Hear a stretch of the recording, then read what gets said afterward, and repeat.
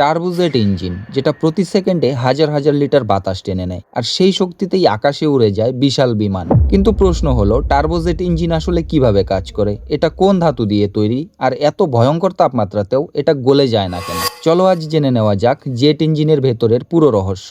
चलिए शुरू करते हैं।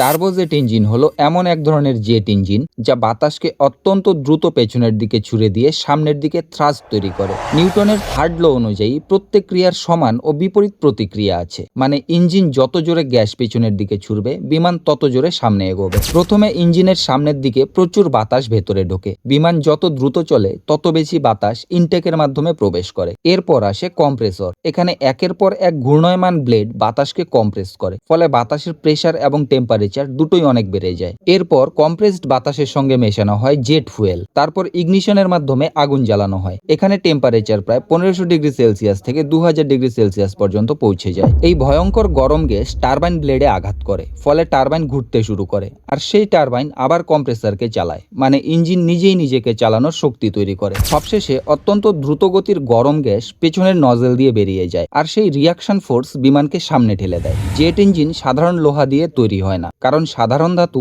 এত তাপ সহ্য করতে পারে না। টার্বোজেট ইঞ্জিন তৈরি হয় বিশেষ ধরনের সুপার অ্যালয় দিয়ে। এই সুপার অ্যালয়ে ব্যবহার করা হয় nickel based super alloy, titanium alloy, chromium এবং কোবাল্ট অ্যালয়। এই ধাতুগুলো অত্যন্ত শক্তিশালী এবং হিট রেজিস্ট্যান্স হয়। এত তাপমাত্রাতেও ইঞ্জিন গলে যায় না। সবচেয়ে অবাক করা বিষয় হলো, অনেক সময় টারবাইন ব্লেডের চারপাশের গ্যাসের টেম্পারেচার ধাতুর মেল্টিং পয়েন্টের থেকেও বেশি হয়। তাহলে ব্লেড গলে যায় না কেন? কারণ ব্যবহার করা হয় অ্যাডভান্স কুলিং টেকনোলজি। ব্লেডের ভেতরে থাকে tiny cooling channel, air cooling system. Compressor থেকে আসা ঠান্ডা বাতাস ব্লেডের ভেতর দিয়ে প্রবাহিত হয়, ফলে ব্লেড ঠান্ডা থাকে। অনেক টারবাইন ব্লেডের উপরে কোটিং দেওয়া থাকে। এই কোটিং হিট সরাসরি ধাতুতে পৌঁছতে দেয় না। একটি জেট ইঞ্জিনের টারবাইন ব্লেড প্রতি মিনিটে প্রায় 10,000 আরপিএম বা তারও বেশি গতিতে ঘুরতে পারে। কিছু জেট ইঞ্জিনের এক্সস্ট গ্যাস শব্দের গতির কাছাকাছি বেগে বের হয়। মডার্ন ফাইটার জেট ইঞ্জিন 1 সেকেন্ডে কয়েক কেজি ফুয়েল পুড়িয়ে ফেলতে পারে। তাই টার্বোজেট ইঞ্জিন শুধু একটা মেশিন না, এটা হলো ফিজিক্স, মেটালার্জি, অ্যারোডাইনামিক্স আর এক্সট্রিম ইঞ্জিনিয়ারিং এর অসাধারণ সমন্বয়। আর সেই প্রযুক্তি মানুষকে আকাশ জয়ের শক্তি দিয়েছে।